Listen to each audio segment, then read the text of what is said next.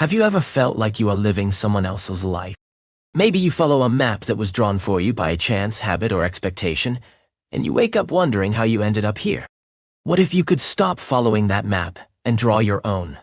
One that lights you up and guides you steadily, day by day, toward a future you truly want. Welcome to BetterSelf. This channel helps you grow, emotionally, mentally, and practically, while improving your English by listening to clear, calm, and encouraging speech. Today, we will build something important, a life vision you love. This is not a lofty sentence you forget.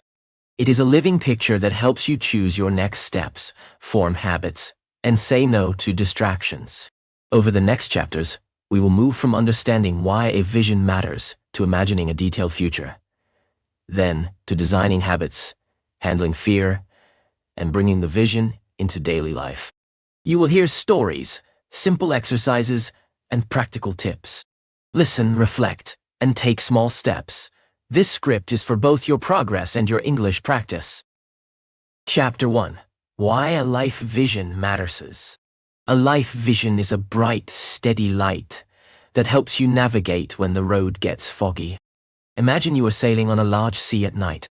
There are many lights, lighthouses on different coasts, small lamps on fishing boats, and a bright city glow behind you. Without a clear guiding star, it is easy to drift from one light to another and lose your sense of direction.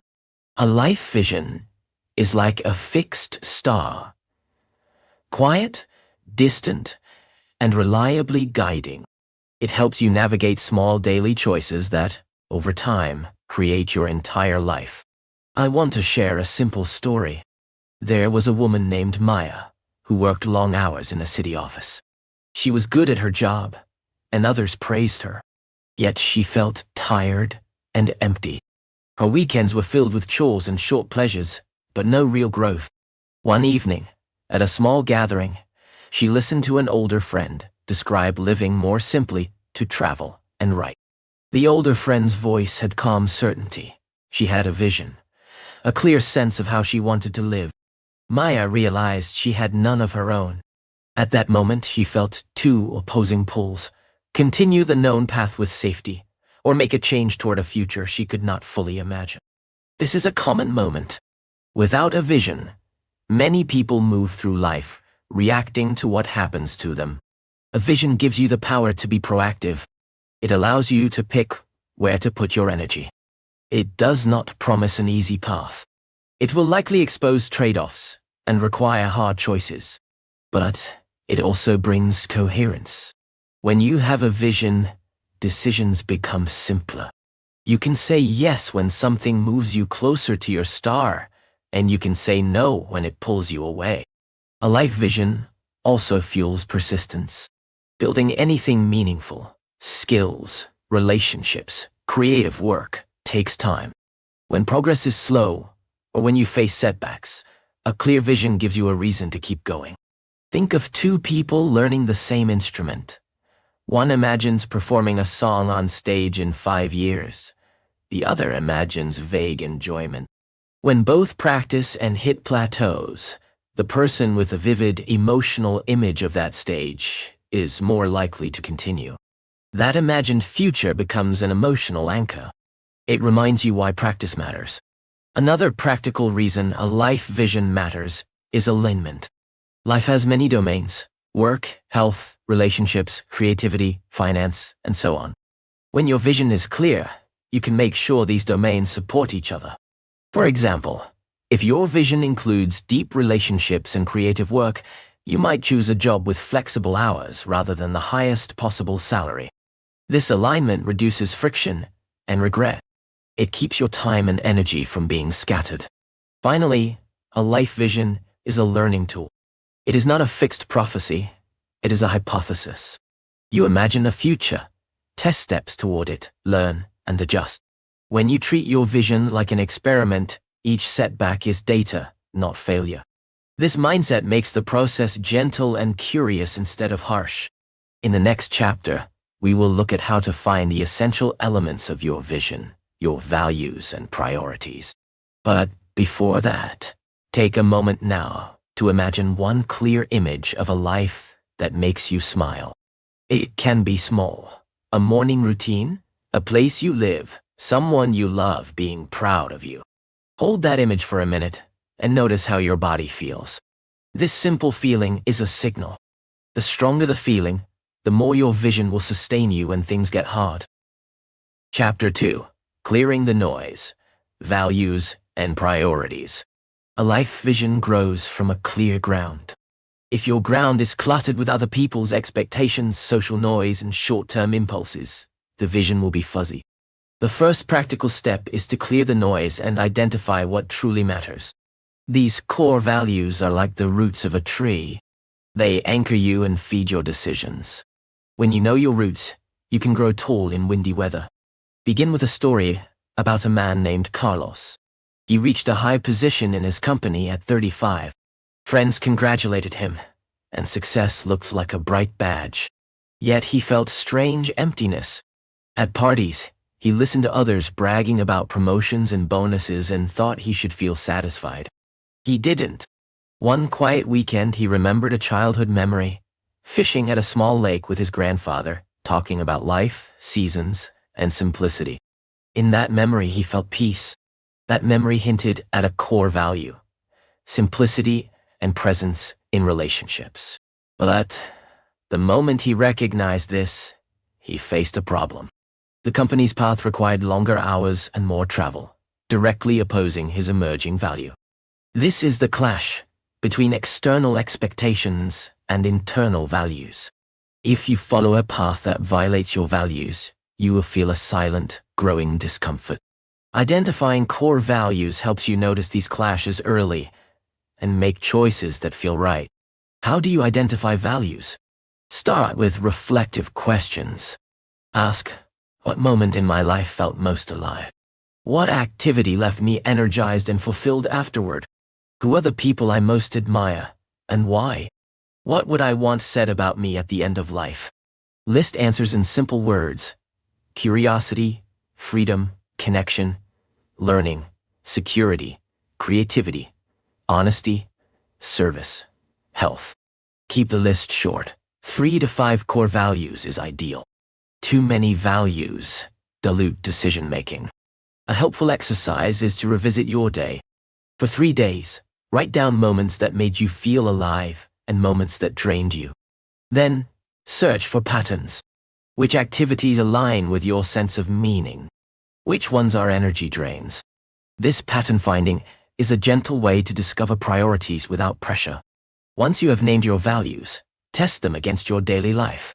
Look at how you spend time, energy, and money. If you value health, but skip sleep and move little, there is misalignment. If you value learning but spend hours on passive entertainment, adjust with small, kind steps. Values are not rules to punish yourself. They are guiding lights. Another useful distinction is between values and goals. Values are the destination's feeling, what you want your life to feel like. Goals are the practical steps, what you will measure. For example, the value might be growth, while a goal might be read 12 books this year. Keep values simple and emotional. Use them to evaluate goals. Does this goal reflect the feeling I want? Real-life stories help. Consider Jay, who loved family dinners but worked late every night. He recognized family presence as a core value. Instead of quitting his job immediately, he tried a small experiment.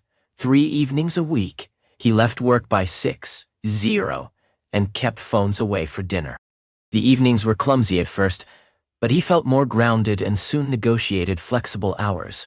The value guided practical, realistic change. Finally, accept that values can change. As you grow, your priorities may shift. Early in life, adventure and learning may dominate. Later, stability and giving back may become central. Periodically revisit your values, every 6 months to a year, and see if they still resonate. Now, try a small practice. Close your eyes and recall 3 moments when you felt truly alive. Write 1 sentence about each moment, and then write a single word that captures the feeling. That word is often a clue to a core value. Repeat until you have 3 to 5 words. Keep these words close as you continue building your vision.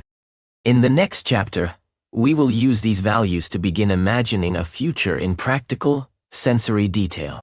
We will move from words to images, and from images to habits. Chapter 3. Imagining the future, visioning techniques. Imagining the future is both an art and a skill. Some people fear it, thinking they must see everything perfectly. Others avoid it because it feels selfish or unrealistic. But visioning is not about painting a perfect life like a movie poster.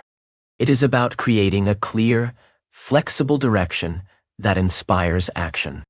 Think of it as sketching a map, not painting a final portrait. One effective technique is the 5-year journal exercise. Find a quiet time and ask yourself, where do I want to be in 5 years? Start with broad pieces. Where do you live? What work are you doing? Who are the people in your life? How do you spend your mornings? Allow yourself to write freely for 20 to 30 minutes. Use simple language and images. Don't censor. The point is to let the imagination run. When I coached a client named Layla, she hesitated at first. She felt stuck in a job that paid well, but drained her. I asked her to write her 5-year scene with sensory details. At first she wrote, "I want to be happy." Then I prompted, "What does happy look like in your life?" Gradually she wrote, "I wake up to sunlight. I make tea and write 2 pages before breakfast. I teach a small class twice a week about creative writing. My home has plants and a small balcony no higher than 3 flights up. Friends come for dinner on Sundays." These images made the vision tangible, and once it was tangible, she started making decisions, declining late-night tasks, taking a part-time teaching course, and redecorating a corner to be her writing space. Another powerful method is future journaling, with a letter from your future self. Imagine your life 5 or 10 years from now and write yourself a short letter describing your day and the choices you made to get here. Use present tense. Dear present me, today I walked in the morning light and felt calm because I learned to say no to urgent but unimportant tasks. This shifts perception. You start to see steps as part of a story you can inhabit. A useful visual tool is to create a vision board. Not everyone needs a collage of images, but collecting pictures, words, and small reminders can be helpful. When creating a vision board, use photos that evoke feelings rather than lists of achievements. Choose images that stir a deep, emotional response. Paste them somewhere you will see daily. The repetition conditions your mind to notice opportunities aligned with the image. Storytelling helps too. Read biographies of people you admire and imagine living a version of their values. For instance, the life of Maya Angelou or Fred Rogers may inspire values of empathy and clear communication. You don't need to copy their path. Instead, look at the choices they made to protect their creativity and integrity. Ask, which choices could I adapt? A key detail in visioning is sensory richness. Imagine not only the scene, but the sounds, tastes, and textures. If your vision includes teaching, picture the classroom light, the smell of coffee during prep, the rhythm of student questions. If it includes health, imagine the feeling of steady breath during a walk, the taste of fresh vegetables. Sensory detail makes the future feel real and triggers your emotions, which in turn fuels persistence. Balance imagination with realism. Visioning works best when you anchor it to possible steps. Break your vision into pieces that are both inspiring and plausible. For example, if your vision includes being a published author, identify steps. Write 300 words daily. Take a short course in narrative craft. Join a feedback group. Send a query letter after finishing a draft. Each small step is a sketch line that leads toward your larger image.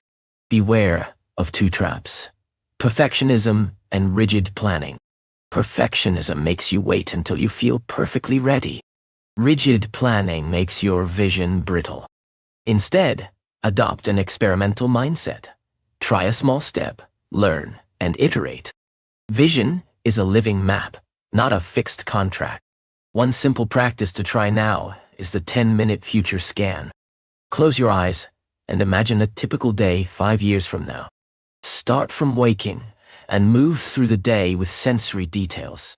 After 10 minutes, write a brief summary, 3 sentences that capture the essence of the day. Keep this summary as a daily reminder.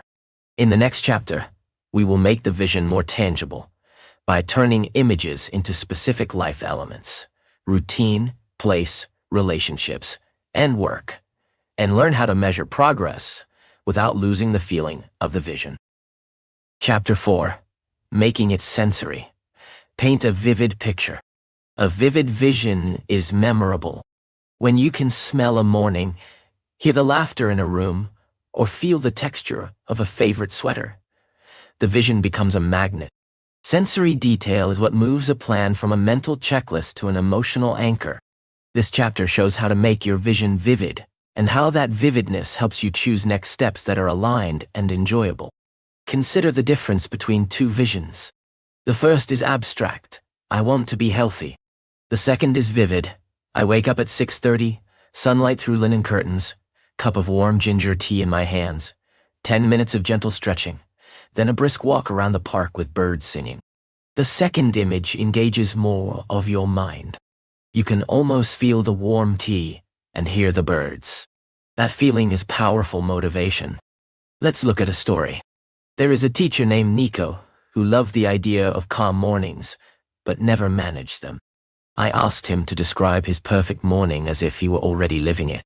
He struggled with the first sentences, but then pictured an old sturdy mug with slight chips, his cat jumping onto the table, and a playlist of soft jazz playing in the background. The scene felt silly at first. Mug, cat, jazz. But then it became plausible. When he arranged his bedroom to allow sunlight to reach the bed in the morning and placed the mug on his nightstand, his mornings shifted. The small sensory changes made the imagined morning easier to inhabit. How do you add senses to your vision? Start by choosing 5 areas of life to picture: where you live, how you work, who surrounds you, what you eat, and how you move. Straw. For each area, write a short paragraph of sensory detail. Describe colors, textures, sounds, smells, and feelings. If you imagine a workspace, notice the desk wood, the chair cushion, the angle of light, the hum of distant traffic, the smell of coffee.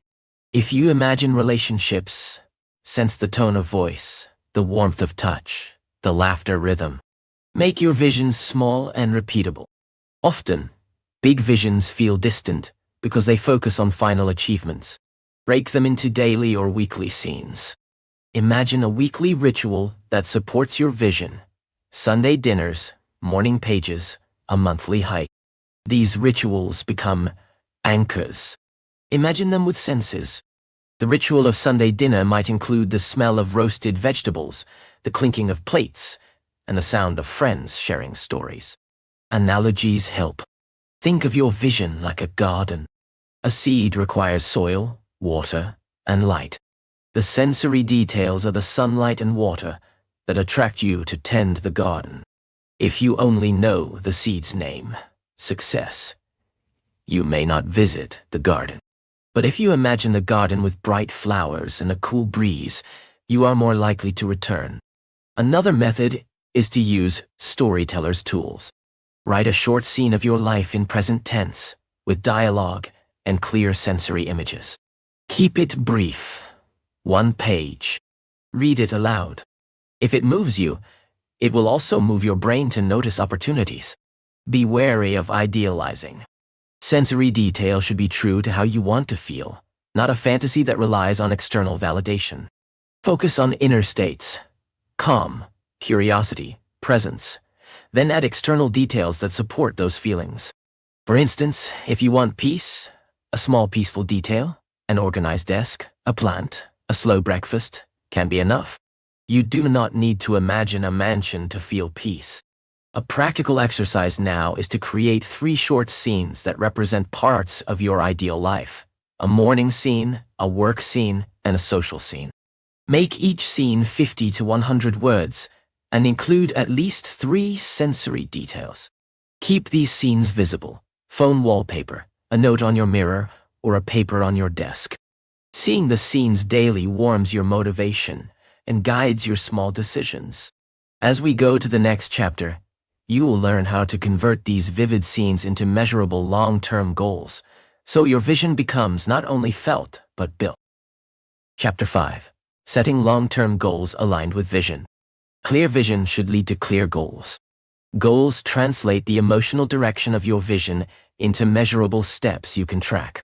They give your vision structure and momentum.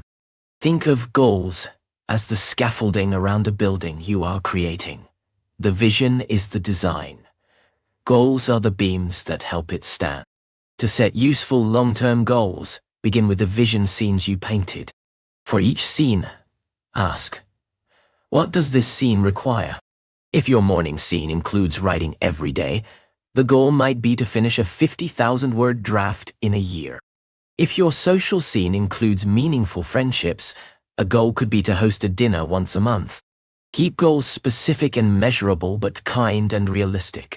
Let's follow the case of Amir, who imagined a life with quiet mornings and a teaching practice. He set 3 goals for the next 2 years: complete a teaching certificate, build a portfolio of lesson plans, and begin offering 1 community class a month. These goals were specific, paced, and relevant to his vision. Breaking them into monthly checklists made them less overwhelming. Use time horizons to organize goals: short term, 3-12 months, medium term, 1-3 years, and long term. Short-term goals are practice steps, medium-term goals are milestones, long-term goals are life changes. Each layer supports the other. For example, a long-term goal to move to a smaller, quieter town might require medium-term goals: saving money, cultivating remote work, learning local networks, and short-term goals: cutting monthly expenses, applying to remote jobs, or renting a place for a trial month. A helpful tool is the SMART framework: specific, measurable, achievable, relevant, time-bound. But use it lightly. The goal should feel motivating, not like a rigid taskmaster. If achievable feels tight, allow stretch goals that push you gently beyond comfort. If time-bound creates pressure, set time windows rather than exact dates.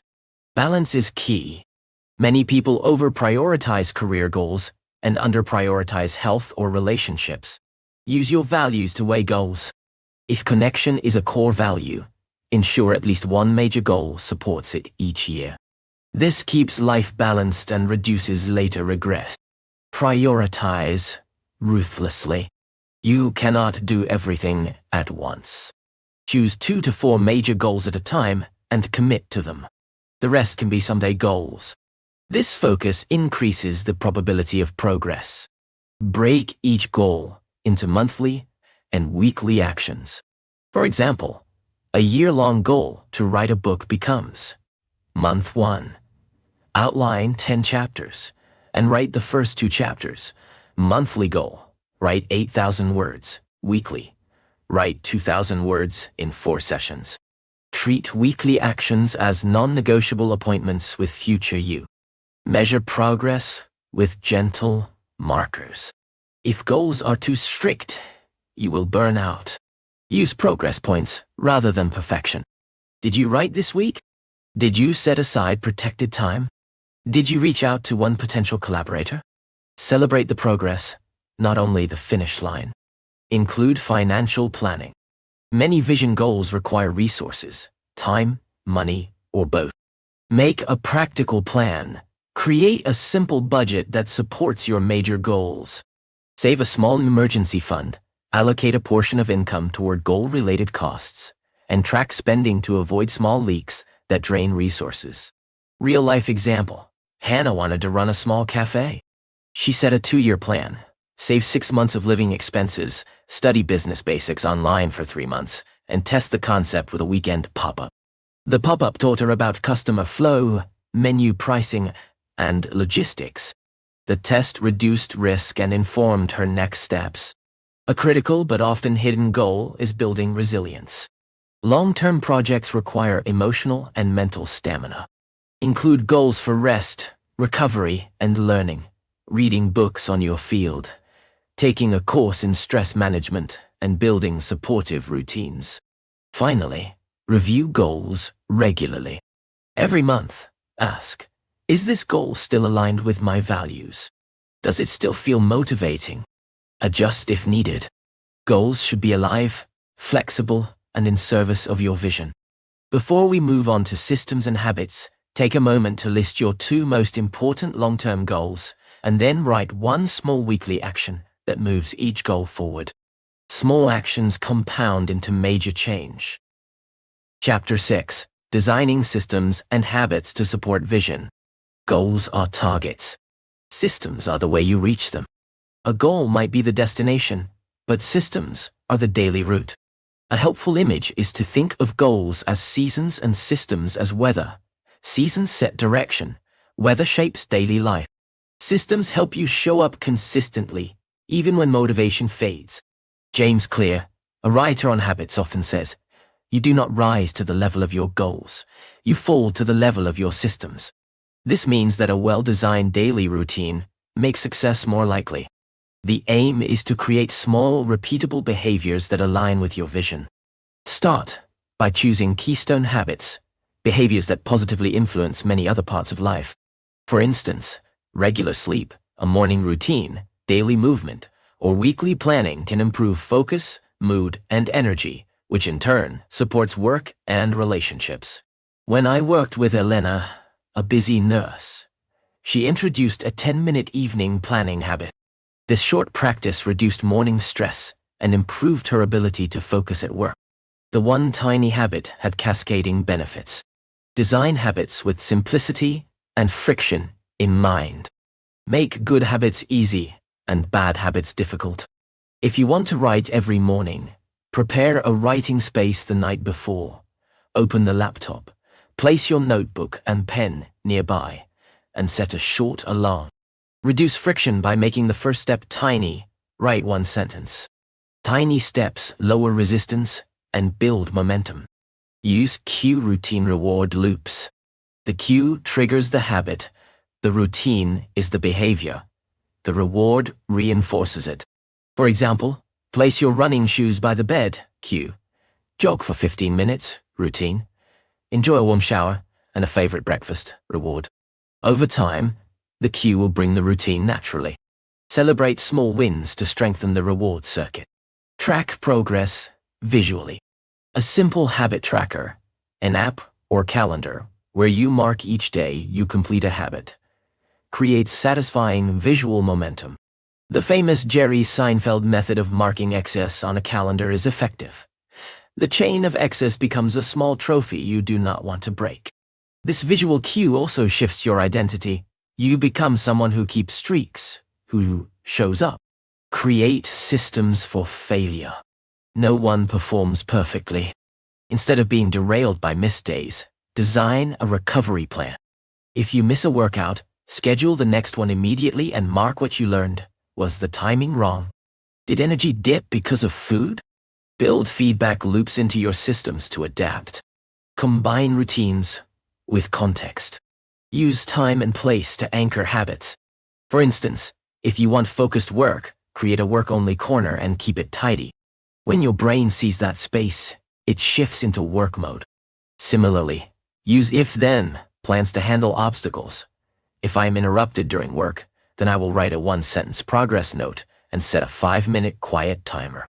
Systems also include monthly and quarterly reviews. Weekly reviews help you adjust the next week.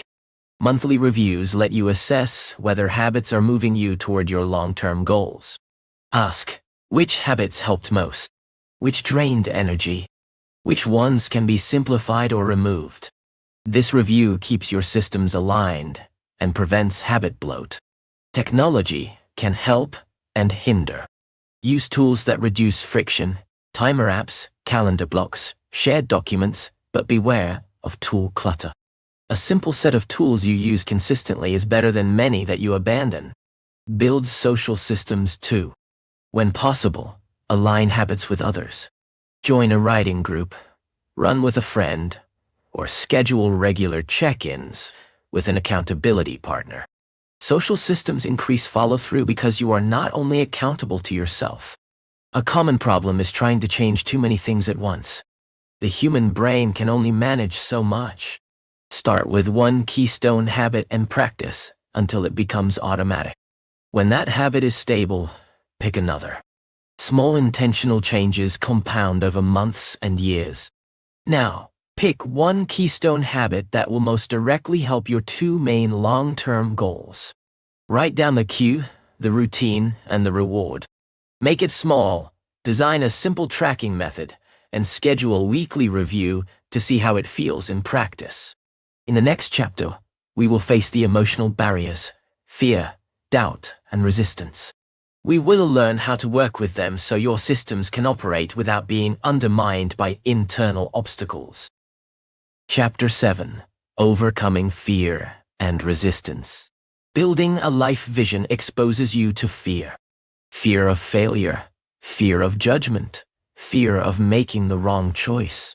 Resistance shows up as procrastination, distraction, or paralysis. This chapter helps you understand and work with these feelings so they do not stop you. Start by realizing fear is part of the process, not a sign of wrongness. Even experienced people feel fear. The difference is not the presence of fear, but how you respond. Take the story of Sora, a young artist who dreamt of showing work in a gallery. Every time she prepared a portfolio, an inner voice told her she was not ready. She postponed meetings, edited endlessly, and finally burned the portfolio. The same fear that protected her from potential embarrassment also prevented any real attempt. When she reframed fear as a signal, this is a moment to prepare thoughtfully, not to run, she acted differently. She sent a small set of works to a local cafe, got feedback, learned, and gradually built confidence. Recognize common fear patterns. Perfectionism delays starts by demanding a perfect launch. Comparison steals joy by measuring you against others' highlight reels. Catastrophizing imagines worst-case scenarios that block rational planning. Name the pattern, and it becomes less powerful. Use practical mental tools. Reframe failure as feedback. If you try something and it does not go as hoped, ask, "What did I learn? What can I try differently?" This turns setbacks into data. Use the 2-week experiment approach. Commit to a short, finite test of an idea. When the test ends, evaluate calmly. Short experiments lower the stakes and reduce the fear of permanent embarrassment. Another tool is the fear-setting exercise adapted from Tim Ferriss. Imagine the worst outcome, define how you could prevent it, and plan how you would recover. Often the imagined catastrophe is less likely or less severe than you feared, and you realize you can handle it. This reduces the emotional charge. Create small, low-stakes starts. If public speaking terrifies you, begin by speaking at a small local meetup. If writing a book feels huge, publish a short essay. These small starts build tolerance and evidence that you can survive and learn. Build a supportive inner conversation. Replace harsh self-talk with a calm mental voice. When negative thoughts arise, respond with compassion and strategy. I am afraid because this matters. I will do a small step today and learn from it. This inner coaching voice supports action without ignoring fear. Use ritual to manage anxiety. Small, predictable rituals before facing fear can ground you. Breath work, a short walk, or a 5-minute note to outline what you want. Athletes use pre-performance routines to reduce stress. You can too. Practice vulnerability gradually. Share your goals with a trusted friend or mentor. Vulnerability builds accountability and gives you social support that makes fear manageable. Many people are surprised. Instead of judgment, they find encouragement and practical help. Understand that resistance often hides a deeper need. For example, procrastination may be a sign you need rest, or that the task doesn't align with your values. If you dread a project, ask, "Is this necessary for my vision? Can I delegate or redesign it?" Sometimes the best move is not to force productivity, but to realign with values. Physical habits matter. Sleep, nutrition, and movement affect how resilient you feel. When you are tired or hungry, fear feels larger. Protect basic needs to reduce emotional reactivity. Finally, celebrate small courage acts. Recognize and reward when you move, despite fear. Keep a courage list of moments when you acted in spite of fear. Over time, this list becomes proof of your capability and helps shift your identity to someone who can handle fear. Now, practice a short experiment. Pick one small fear, apply the 2-week experiment method, and write down what you expect to learn. If the fear is too big, pick an even smaller step. This practice reduces the power of fear and grows momentum. In the next chapter, we will discuss testing, iterating, and staying flexible, so your vision evolves as you learn. Chapter 8. Testing, iterating, and staying flexible. A life vision is not set in stone. It is an evolving map. The more you test ideas and learn, the better your vision becomes. This chapter shows how to run small experiments, gather feedback, and adapt without losing direction. Think of your vision as a startup idea. Entrepreneurs test market assumptions quickly, learn, and pivot when necessary. Treat your life choices similarly. Test small, learn fast, and adjust. This reduces risk and increases learning. Start experiments with clear hypotheses. For example, if you believe that moving to a smaller town will increase your creativity, test it with a 1-month stay or a weekend visit. State the hypothesis. If I spend a month in a smaller town, my writing output will increase. Define what success looks like. Write 20,000 words in the month or feel more creative 3 times per week. After the test, evaluate honestly. Use fast feedback loop. Ask for opinions from trusted people. Track simple metrics and journal about feelings. For example, if you try a new work schedule, track focus hours, interruptions, and your mood. Data can be simple, but consistent. Embrace iteration. If a test fails, do not see it as failure. See it as information. When I interviewed a small business owner who tried a Sunday market stall and found the sales slow, she asked what worked. People loved her product, but did not come at that time. She shifted to an evening market and saw much better traction. The pivot was not a defeat, but a response informed by testing. Protect your core while experimenting. Keep the essential elements of your vision steady, your values and big direction, while being flexible with tactics. You may change where you live, how you work, or what you produce, but your core desire, connection, independence, or creativity remains your north. Design experiments that are reversible when possible. This lowers the psychological cost of trying. Renting a small apartment for 3 months before committing to a full move, or teaching a trial workshop before building a course, are reversible tests. If the experiment shows negative signs, you can step back without huge losses. Document lessons. Keep a short notebook or voice memo about what you tried, what you learned, and what you will change next. Over time, these notes become a map of your learning and a source of confidence when you face new uncertainty. An important balance. Avoid constant tinkering. Some people experiment so often they never commit long enough to see real results. Set clear windows for experiments. If you test a habit, give it enough time, typically 1 to 3 months, so you can see whether it sticks. Then decide, adopt, adapt, or abandon. Involve others in testing when helpful. Share your experiment plan with an accountability partner or mentor, and ask for their eyes on your results. External perspective can reveal blind spots. Be patient with identity shifts. When your vision changes, it may feel like you are losing yourself. But growth often includes redefinition. Treat identity change as a gradual process. Use small identity statements. I am someone who writes weekly rather than I am a writer, until consistency builds the deeper identity. A practical way to stay flexible is to schedule quarterly reviews. Every 3 months, revisit your vision, goals, systems, and experiment results. Ask, what is working? What feels off? What small changes can we make this quarter to be more aligned? Use these reviews to adjust with intention. Finally, learn from others, but adapt to your context. Stories are useful, but you do not need to copy them exactly. What works for someone else may need modification to fit your life. Use principles, not recipes. Now, choose one aspect of your vision you can test this month. Make a simple plan, state the hypothesis, define the success metrics, and set a time window. Run the experiment with curiosity, not judgment, and write down 3 things you learn at the end.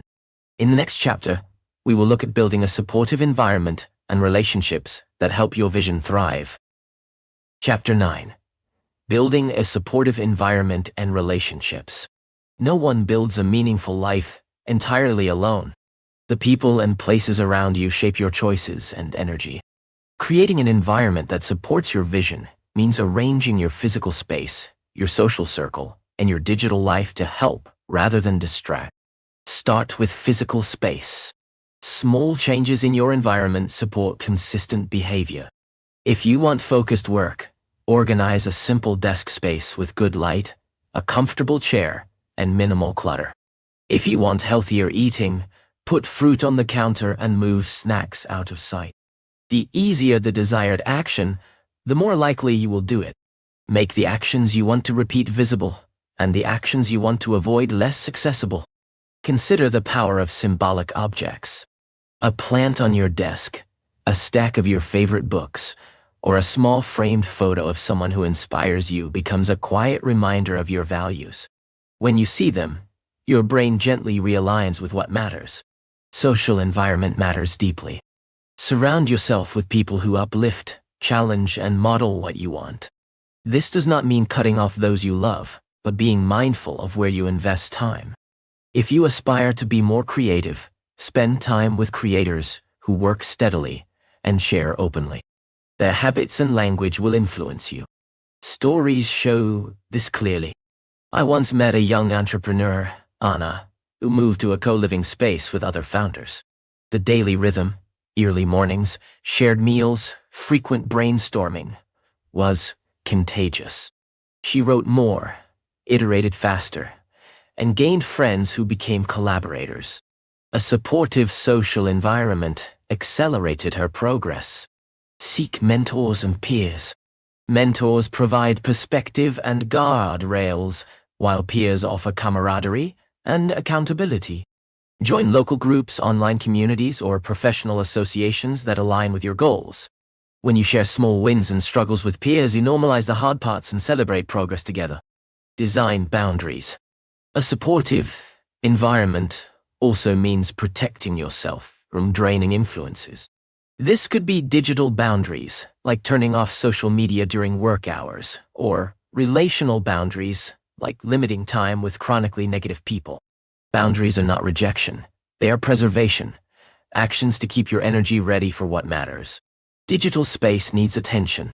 Our devices create friction for many habits. Set simple digital rules. Use app timers, create focus modes, and mute notifications during deep work. Also, curate your feed. Follow accounts that uplift and inform, and unfollow those that drain. Your screen is a constant environment. Design it with intention. Practice giving and receiving support. Relationships flourish through mutual help. Offer small, consistent support to friends and peers, and allow them to support you. A reciprocal network is resilient. When you share your goals clearly, others can help with introductions, advice, or emotional support. Create rituals with loved ones. Rituals bind relationships and provide stability. It can be a weekly dinner, a monthly walk with a friend, or a nightly check-in call with a parent. These rituals become safe places to align your life and receive honest feedback. Be mindful of cultural or family pressures.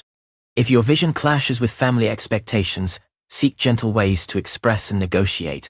Sometimes you might shift slowly, showing through actions rather than argument. Other times, a frank, respectful conversation is needed. Explain the values behind your choices, not just the choices themselves. If you feel isolated, find small steps to connect. Volunteer locally, join a book club, or attend a class. New connections take time, but small, repeated steps build meaningful networks. Finally, create a personal board of advisors, a small group of people you trust for different areas. One for career advice, one for emotional support, and one for practical skills. Meet them occasionally to share goals and receive feedback. Their combined perspective helps you avoid blind spots. Now look at your weekly schedule and identify one change that will improve your environment. Clear 10 minutes to tidy your workspace. Schedule a coffee with a new contact, or set a digital quiet hour. Make the change and notice how small environmental shifts affect your habits and mood. In the final chapter, we will bring everything into daily life. Rituals, review practices, and celebration to keep your vision alive and joyful. A vision that lives only in your head will not last. The final step is to weave your vision into daily life through rituals, regular reviews, and celebration. These practices turn a beautiful image into an ordinary, lived experience. Start with rituals, small, repeatable acts that anchor your day. Rituals are not rigid rules, but gentle frameworks that shape your time and attention. Think of them as the small bricks that build your house. Morning rituals might include 5 minutes of mindful breathing, a short movement session, and writing a gratitude line. Evening rituals can be a brief review of the day, tidying your workspace, and planning tomorrow. The consistency of rituals creates rhythm and reduces decision fatigue. Rituals should be joyful and low friction. If a ritual feels like punishment, it will be hard to keep. Add small pleasures. Play a favorite song during your writing time. Brew a special tea for morning reading, or light a candle when you meditate. These small delights make rituals sustainable. Regular review turns activity into learning. Schedule a weekly review where you reflect on wins, challenges, and priorities for the next week. Use simple questions. What went well? What did I learn? What needs to change? Keep it short. 30 minutes is enough. For monthly and quarterly reviews, zoom out. Are my goals still aligned with my values? What experiments are showing promise? What relationships need attention? Use a simple system for reviews. A notebook, a digital document, or a voice memo can work. The important part is rhythm and honesty. Reviews are an act of curiosity rather than harsh judgment. They are opportunities to celebrate progress and to course correct with compassion. Celebrate intentionally. Many people postpone celebration until a final achievement, but small celebrations fuel continued action. After a consistent week of habit work, allow a small treat, a favorite coffee, a long walk, or a call with a friend. Mark milestones publicly sometimes. Share your progress with someone who supports you. Celebration deepens motivation and reinforces identity change. Nurture your identity through language. Speak kindly and accurately about yourself. Say, I am someone who writes daily, rather than I am trying to be a writer. This phrasing shifts how you view yourself and how you behave. Use identity statements in your rituals and reviews to solidify the change. Balance ambition with rest. Toward a fulfilling vision, people often push too hard. Intentional rest is not wasted time. It is maintenance. Schedule rest as seriously as work. Include creative leisure, listening to music, drawing, or walking without a plan.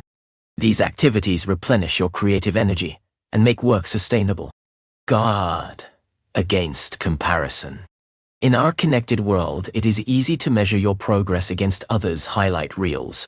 During reviews, focus on personal indicators of growth, not public metrics. Compare yourself to past you, not to someone else. Track small improvements in quality, consistency, and inner peace. Keep your vision visible. Use your vivid scenes, your short daily reminders, and your values list as daily cues. Put them where you will see them, on your fridge, phone background, or bathroom mirror. These cues reconnect you with why your daily habits matter. Mentor others as you grow. Teaching a small skill or supporting someone's experiment is a powerful way to deepen your learning and create meaning. When you explain a system or method to someone else, you clarify it for yourself and contribute to a supportive community. Finally, be gentle with change. Building a life you love is a long process. You will have missteps and surprises. Treat yourself with kindness and curiosity. Your vision is not a performance metric, but an ongoing conversation with life. Now, take a moment to write a short ritual for tomorrow morning. 3 actions you will do that connect to your vision. Keep them small, sensory, and enjoyable. Place a visible reminder where you will see it first thing. This tiny ritual is the first brick toward living the vision you imagined. You have learned how to build a life vision that matters, why it matters, how to find your values, ways to imagine a vivid future, and how to turn that image into goals, systems, and habits. You learned how to face fear, test ideas, and create a supportive environment that helps you grow. You also learned how to bring your vision into daily life through rituals, review, and celebration. Remember, a life vision is not a finish line. It is a guiding star that evolves as you grow. Treat it with curiosity, patience, and small, consistent actions. Start with one tiny step today, one short ritual, one small experiment, one clear sentence about what matters, and keep going. Over days and months, those small acts become a life you love. If this video helped you, subscribe to BetterSelf for more calm, clear guidance to grow and improve your English as you listen. Share your one small step in the comments. What will you try this week? Keep your vision visible, be kind to yourself, and take one steady step forward.